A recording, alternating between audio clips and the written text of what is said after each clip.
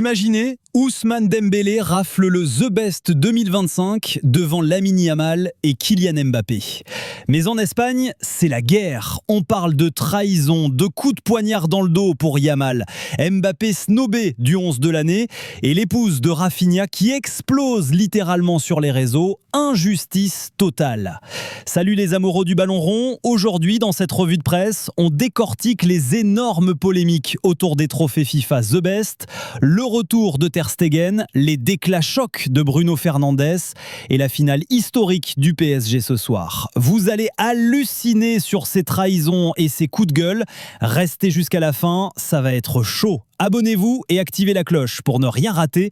C'est parti. Salut les amoureux du ballon, j'espère que vous allez bien. Ce matin, on démarre ce tour de la presse sportive en Angleterre avec de la League Cup au programme. On connaît le nom du premier demi-finaliste. Il s'agit de Chelsea qui a battu le club gallois de Cardiff sur le score de 3-1, porté par Garnacho, auteur d'un doublé. Comme le placarde The Guardian ce mercredi matin, les Blues n'ont emporté non sans mal. L'attaquant argentin revit depuis son arrivée chez les pensionnaires de Stamford Bridge et ce doublé le confirme. Le Daily Star met aussi à l'honneur le Portugais Neto, l'autre buteur de la soirée. Dans les autres quarts de finale, Manchester City reçoit demain Brentford, alors que Newcastle, le tenant du titre, accueille Fulham. Enfin, la semaine prochaine, Crystal Palace se rendra sur le terrain d'Arsenal. L'autre gros sujet outre-Manche, ce sont les déclarations fracassantes de Bruno Fernandes. Franc lors du 4-4 face à Bournemouth lundi, le capitaine des Red Devils est revenu sur son été très mouvementé. Le Portugais s'est dit triste et blessé que sa direction l'ait poussé vers la sortie. Le maître à jouer était dans le viseur d'Al Hilal qui était prêt à débourser une fortune. Si les boss de United ont voulu qu'il parte, comme le relaye le Daily Express, Bruno estime qu'ils n'ont pas eu le courage de prendre la décision car Ruben Amorim comptait sur lui. Selon lui, s'il avait voulu partir, personne ne l'aurait retenu. Autre Red Devil qui fait parler, Kobbie Mainoo. Le gamin de 20 ans devrait enfin avoir sa chance ce week-end après la suspension de Casemiro, référence au t-shirt polémique de son demi-frère. Pour le Daily Star, s'il n'est pas titulaire dimanche face à Aston Villa, il devra pousser pour partir d'Old Trafford, surtout pour espérer la Coupe du Monde avec l'Angleterre. En Espagne, soir de coupe avec le Barça en déplacement à Guadalajara, équipe de 3e division. Sur le papier, formalité. Mais non, l'éculé s'impose dans la douleur 2-0 et se qualifie pour les 8e. Mundo Deportivo titre sur une équipe courageuse et un gardien miracle. Marca, le Barça a peiné. Sport positive, confirmation de la bonne forme. Christensen délivre à la 76e, Rashford scelle le score dans le temps additionnel. Ter Stegen évite l'égalisation et fait son grand retour après mois d'absence, blessure plus tension. Sport souligne sa belle presta, mais Flick rappelle que Johan Garcia est numéro 1.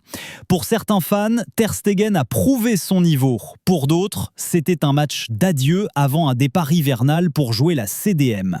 Mais le vrai gros dossier, 3 mois après son ballon d'or, Ousmane Dembélé remporte The Best 2025. Il succède à Vinicius, devance Yamal et Mbappé. Marca célèbre les meilleurs. Dembélé, Luis Enrique coach de l'année, Bonmati triplé. Demd Best en jeu de mots. Sans surprise pour beaucoup, mais polémique en Espagne. El Chiringuito s'indigne. Pourquoi Luis de la Fuente vote Pedri numéro 1 et pas Yamal? Coup de poignard dans le dos pour le crack de 18 ans qui perd des points précieux. Côté Real, Modric ne vote pas Mbappé, Vitinha, Dembélé, Yamal. Mbappé 3e, mais absent du 11 de l'année, surprenant pour AS. Il n'a pas voté non plus. Hakimi le met devant Dembélé. Et Rafinha, absent aussi du 11 malgré 62 goals plus assists. Sa femme, Natalia, pète un câble sur les réseaux. Il ne se cache même plus. Injustice, Rafinha est un joueur de basket. Boum, comme toujours, des heureux et des rageux.